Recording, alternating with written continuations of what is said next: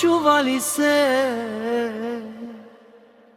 Илия поздравява своята женичка Снежа, най-голямата шефка в къщи, ама и най-голямата любов.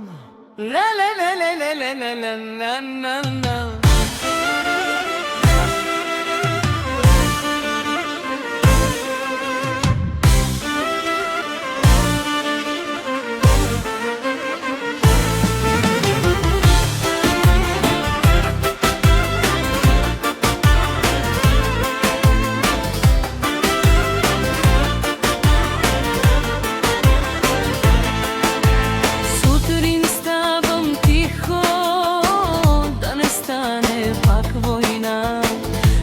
Снежа ме поглежда и аз ставам дисциплина.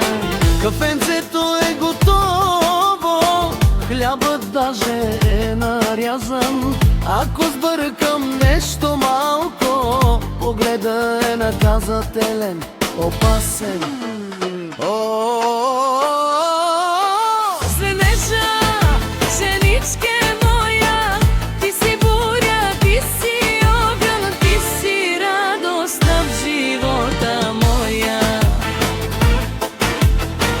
поздравявам те с усмивка, малко плахно, с любов, щото знам, при теб не става номерно.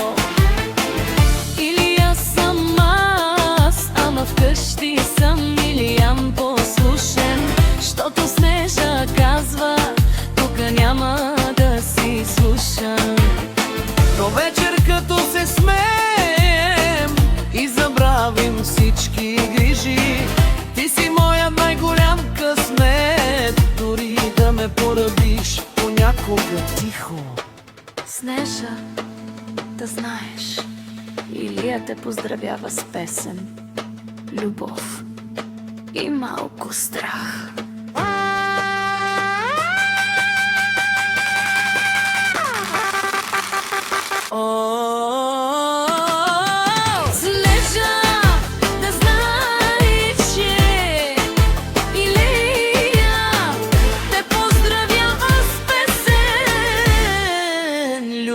И малко страх.